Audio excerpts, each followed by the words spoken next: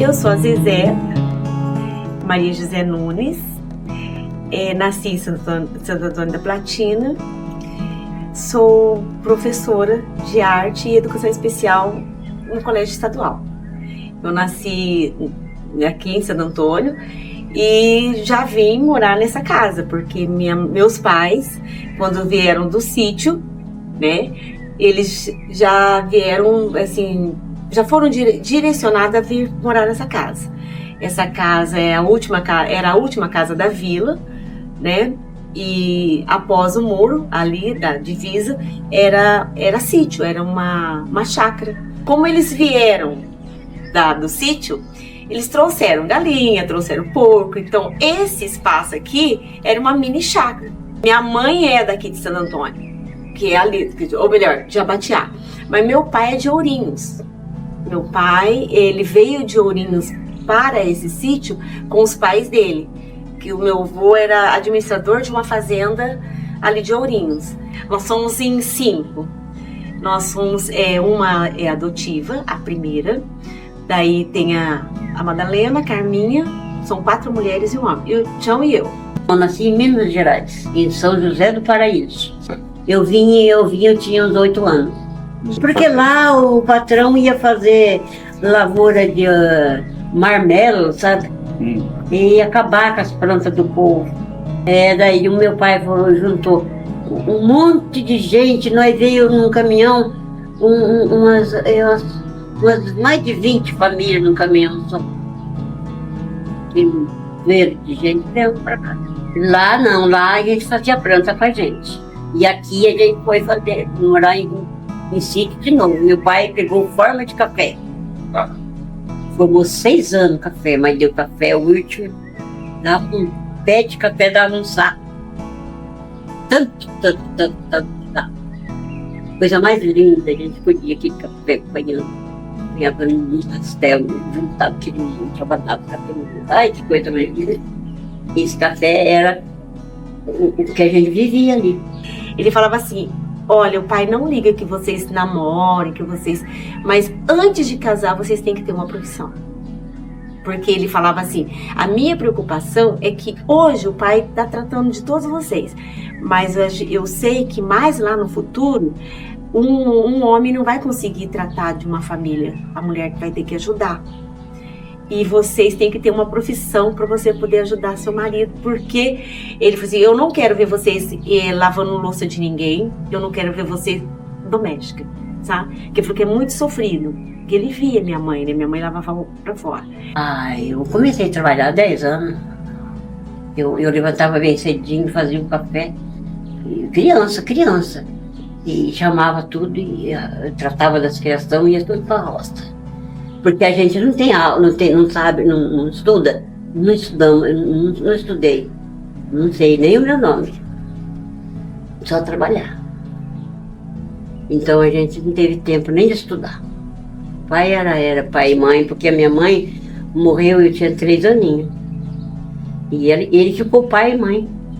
Feijão, plantava o milho, e tinha porco, tinha vaca, tinha... plantava rosal, colhia tudo, não precisava comprar nada.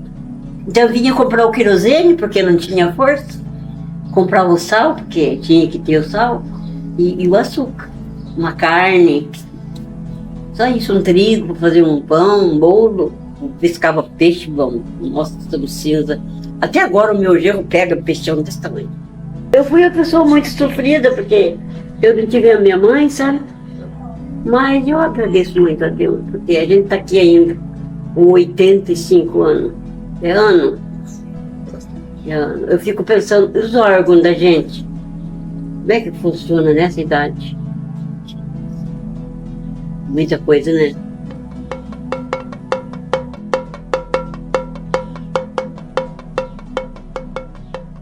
Meu nome é Maria das Graças Jacob. Eu sou filha de Araci Rodrigues e Pedro Jacob. E nós somos em 5 irmãos. A gente morava ali na Vila São José.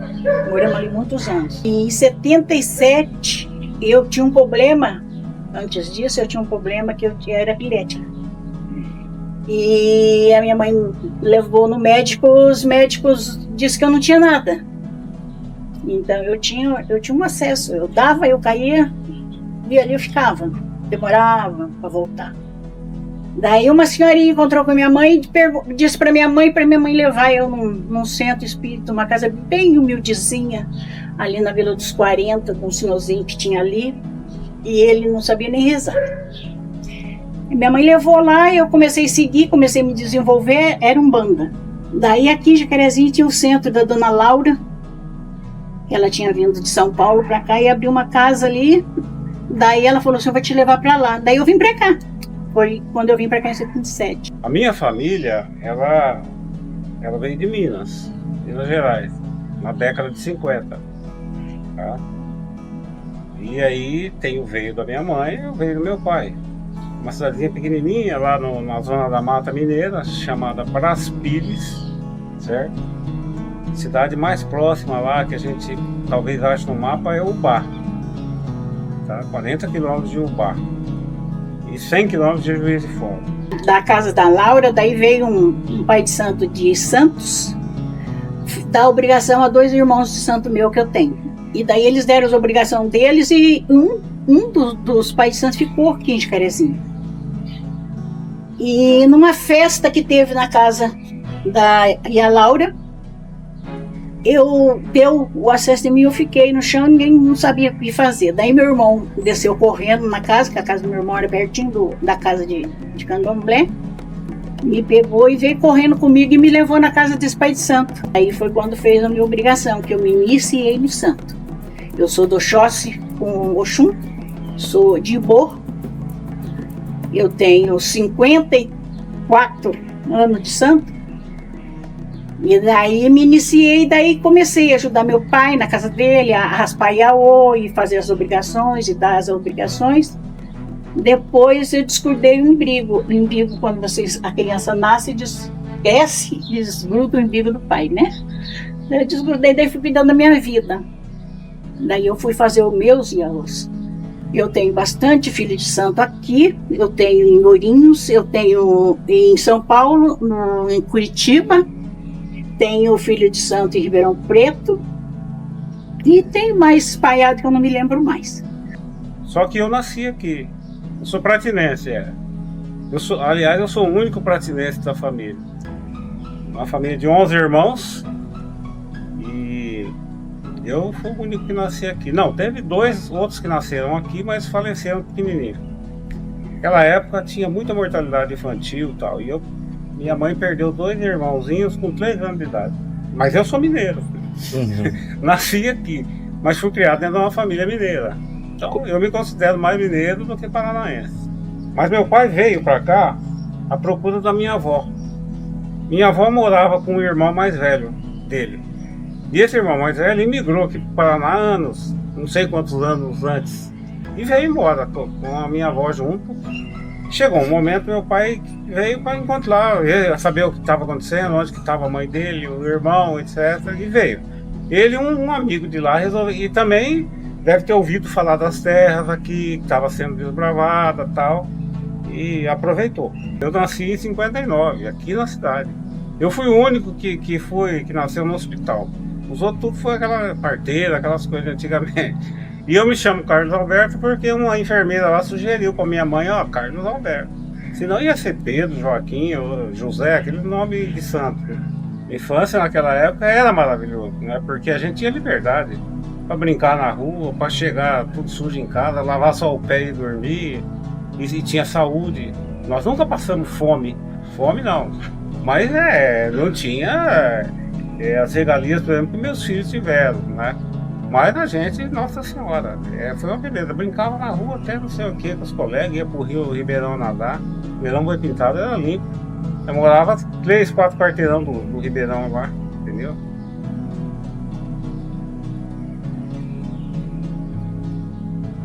Meu pai, quando chegou da Itália, foi para Minas. E lá ele encontrou minha mãe e casou. Minha mãe era negra e meu pai italiano. E daí nasceu cinco filhos, 3 brancos e 2 pretos. Os outros meus irmãos são mais brancos. A minha irmã é branca dos olhos azuis. E hoje eu sou negra do cabelo pichain. Com muito orgulho, né, filha? A minha família é uma mistura muito grande, sabe? Nós temos primos negros, eu sou negra, né? Minha família é negra, mas eu tenho primo japonês, eu tenho primo loiro, eu tenho primo branco. Por quê? Porque a minha avó era branca, a mãe da minha mãe, né? E eu igual a Carminha brinca mesmo, né? Saiu tudo assim maiado, né? Um saiu mais claro, outro saiu mais branco, outro saiu mais moreno. E meu pai é negro. Tem a família de sangue, né? São os irmãos, o pai, a mãe, tem os filhos depois que vem, alguns têm netos, nem sei se eu vou conseguir. E tem aqueles que te servem. Por exemplo, aí na fábrica aí nós temos. A nossa família ali são 5 pessoas. Para mim, a minha família, todo dia a gente convive, a gente trabalha junto, a gente luta por um mesmo objetivo, é família, entendeu? Os amigos, porque tem amigo que também é quase irmão ou mais que irmão, né? Você pode contar que não lê dos amigos de verdade, mas eu tenho, acho que eu tenho facilidade de fazer os amigos. Nós somos uma família, nós temos 2 famílias, eu tenho a minha família de sangue e tenho a família do candomblé. Tudo eu falo que é formação, é família. A partir do momento que o pai fala assim, ai, não brinco porque é perigoso, sei o quê, essa criança vai crescer preconceituosa, com medo, maldosa, entendeu? Quando a criança não tem isso na família, o pai não passa isso pra ela, é normal, é natural.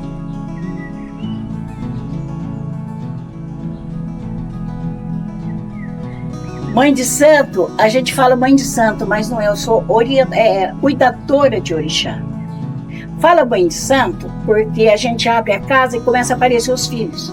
E aqueles filhos que vêm, chegam ali, não sabem nada. Então, durante o tempo que eles estiverem ali, você vai ensinar. Você vai ensinar qual caminho ele tem que tomar, vai ensinar ele a ser honesto, ser bom, respeitar os seus mais velhos, respeitar seu pai e sua mãe. A gente vai ensinar isso a ele durante o tempo que ele estiver ali. É mãe porque eles começam a chamar a gente de mãe. Em todos os lugares que você vai, eles não chamam pelo nome da gente. Eles chamam mãe ou Iá. Iá Glaucia ou mãe Glaucia, ou mãe Odesse, que é a minha Digina. Porque o meu nome, na minha vida particular, o meu nome é Maria das Graças Jacob. Mas no candomblé, meu nome é Odesse. Significa o que, Odesse? Filho de Oxóssi, caçador de uma flecha só. A Oxóssi é um orixá maravilhoso, ele é um deus do amor. Ele ensina muito pra gente o que é ser gente, o que é ter respeito com as pessoas, com os seus mais velhos, ter respeito com uma criança, ter respeito com uma pessoa que você não conhece, não sabe quem seja, você passa, dá um bom dia, uma boa tarde. Ele ensina a você a não desfazer de ninguém. Eu peguei peguei aqui essa chácara, a turma falou assim, põe a placa ali, Senhora Aparecida, Jesus, São João. Eu falei, não, vou pôr todos os santos, porque eu gosto de todos eles. A minha mãe brigava comigo, domingo eu não fui na missa. Mas você não foi na missa? Mãe do céu, para falar com Deus não precisa ir lá naquele tempo. A religião, sabe por quê? Porque é uma casa que acolhe a todo mundo, sem distinção de cor, de raça. Se é da rua, se é bêbado, se é mendigo, se é drogado, a gente recebe todo mundo. E ali a gente fala em nome de Oxalá. Oxalá é Deus. Então eu acho que todos os lugares onde fala o nome de Deus é uma religião. Então eu procuro acreditar e seguir aquilo que eu acho que tá correto, que é bom, que é certo, né? Não precisa necessariamente você ficar dentro da igreja todo domingo, que nem meu pai ia e tal, para você ser um bom cristão. Eu sou cristão, né? E isso é importante.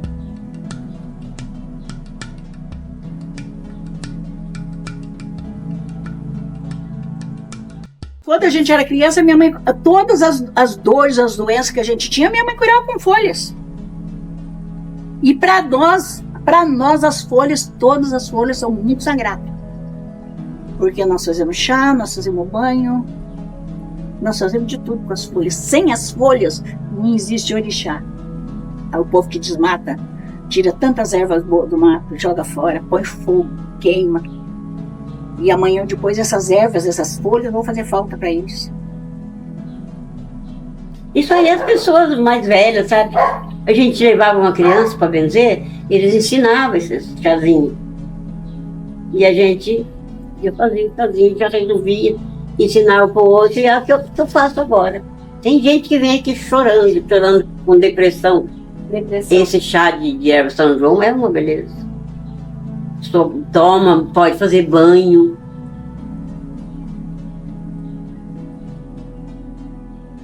O povo tem medo de benzer. Isso aí não é benzedeira, não, é feiticeira. E não vai, tem gente que não vai. Quantas vezes que eu vejo, fulano não veio. Eu chamei minha comadre, ela disse, eu não vou lá não, tenho medo de benzer de feitiço. É preconceito. Porque o candomblé é mais preto. Hoje tem bastante branco no candomblé, mas ele é negro. Então é por isso que as pessoas destroem a casa dos outros, as casas de candomblé, matam mãe de santo. Porque na cabeça deles, aquilo ali é do demônio. Nada a ver, não tem nada de demônio, não. Tá? Um dia, depois de velho, já meu irmão casado, eu fiquei bravo com ele. O Oswaldinho, um colega do meu irmão. Uhum. Só que ele chamava meu irmão assim, ô macaco! Meu irmão, oi! Ô macaco! Oi! Eu falei assim, falei pro meu irmão, você tem um filho já de colo. Você vai ficar deixando o Oswaldinho chamando você de macaco até hoje? Você não é macaco. Para com isso. E ele é amigo do Oswaldinho, então. Bom, aí um dia meu irmão passou de caminhão, ele falou, macaco, meu irmão não respondeu, passou. Ele começou, meu irmão não respondeu, deu um dia, ele falou, Tião, ele falou assim, meu nome é Tião, Sebastião, eu não sou macaco. Acabou. Eu falei assim, onde que já se viu? O Felipe já tá quase andando, você já é pai. Agora você vai passar, o menino vai crescer, vai ouvindo que o meu pai é macaco, meu pai nem é macaco. Eu acho assim que o preconceito sempre vai ter, sabe? Mas vai depender, aí que eu vou falar pra você, dos pais educar, sabe? Isso vem de casa. Porque o povo mais antigo, ele tem essa coisa, esse ranço que eles trazem, né? Porque a pessoa é negra, a pessoa é o que eu falei lá, fede, a pessoa é fedido, a pessoa é porca, tem esse ranço, entendeu? A pessoa, mas ela é professora? Nossa, mas ela é médica, né? Vamos pegar um médico, nossa, ele é advogado, né? Que eles falam. Mas por que não? Se eu for falar por mim,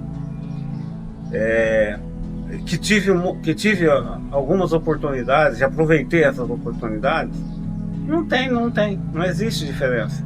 Ser branco, ser negro, pelo menos para mim, né?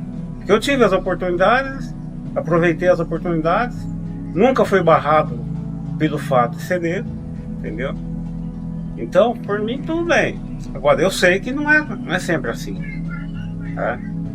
Eu sei que existe um certo senão quando você chega uma pessoa de cor lá e tal, né?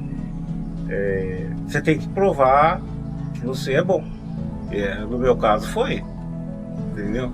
E eu sempre passei por um monte de testes, né? Passei aprovado para trabalhar onde eu tô, para chegar onde eu cheguei.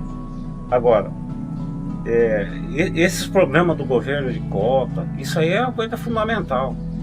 Por quê? Porque os meus antepassados, né, eles aboliu a escravidão, aboliu uma obra. Simplesmente falaram, agora você não é mais escravo, pode se vira. E aí, soltaram os coitados por aí, sem nenhum apoio, sem nada. Alguns se esforçaram e muito para poder conseguir vencer na vida, chegar mais ou menos onde que eu tô aqui e tal, né? Mas eu sei que meus irmãos aí de raça, de cor, eles não tiveram oportunidade. Por isso, não é porque eles são burros ou porque eles são uma raça inferior, não. É porque não teve como, oportunidade. Se for atrás, você vai conseguir, mas tem que ser bom. Você tem que ser. Se tiver um que é branco e outro que é negro no mesmo nível, eles vão escolher o branco. Então você tem que ser melhor.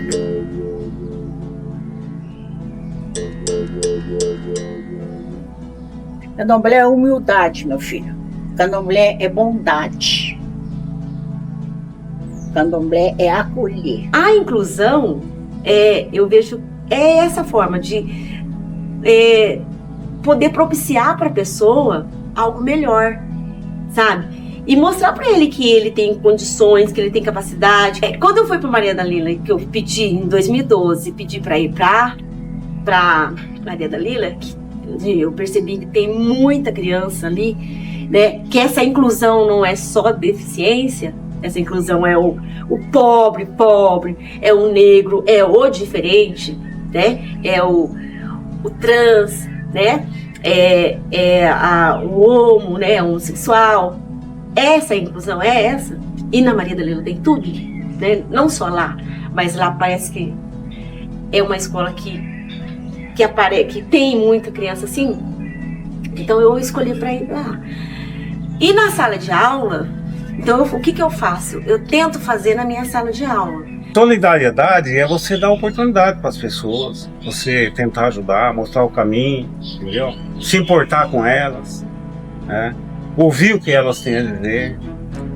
Eu penso assim, vocês estão me ouvindo aqui, eu sou muito grato a isso, né? Porque é uma homenagem enorme você ouvir o que o outro tem a dizer, dar atenção para ele e tal.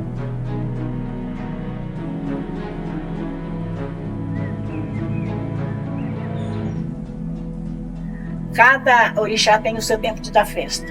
Então, quando a gente dá as festas dos orixá, a gente trata de 200, 300, 400 pessoas que vão para a festa e comem e bebem, se diverte, sai de lá aliviado, sai bem.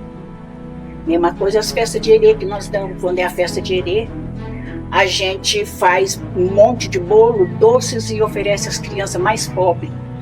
A gente escolhe 7 crianças mais bem pobrezinhas e a gente dá o que comer a eles, primeiro de todo mundo, para depois dar para o povo. Mas eu falava assim, eu era tanto terço, eu faço a festa, eu vou vender também, sabe? Peguei o meu rosário. Deus vai me ajudar. Aí vendia criancinha, dizia outra criancinha, as minhas criancinhas ficavam comigo. Sabe que eu vou vender dos outros também? Estou fazendo nada errado. Eu acho que é um dom que a gente tem, né? A gente, por exemplo, eu comecei com os meus filhos, de bebezinho.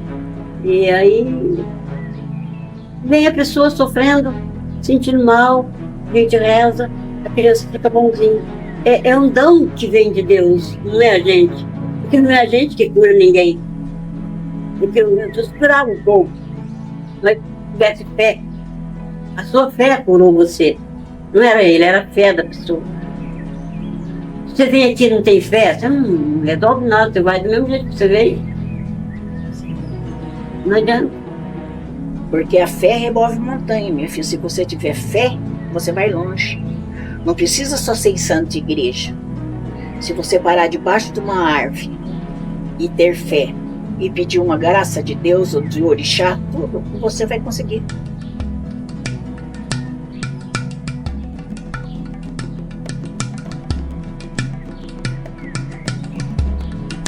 Então eu não tive muita sorte, não. Eu fiquei sem a mãe, fiquei com as irmãs, madrasta, depois casei. Meu marido bebia demais, judiava da gente. Mas eu perdoo ele porque a vida é assim, né? Você tem que perdoar o outro para ser perdoado. Então hoje você tem que ter um caminho. Você tem que ter um caminho. Se você não tiver um caminho, você vai padecer amanhã. Nós não somos perfeitos. A gente procura andar mais humano naquilo que lá em cima fala. Se esses jovens nossos agora, né, que estão mais com a cabecinha aberta, vendo muita coisa, né, também né, em TV, eu acho que pode melhorar. Mas tudo vai depender da família, porque isso vem de casa. Eu acredito que você tem que ser uma pessoa boa, fazer aquilo que é bom, tentar ajudar aqueles que precisam, né? E só.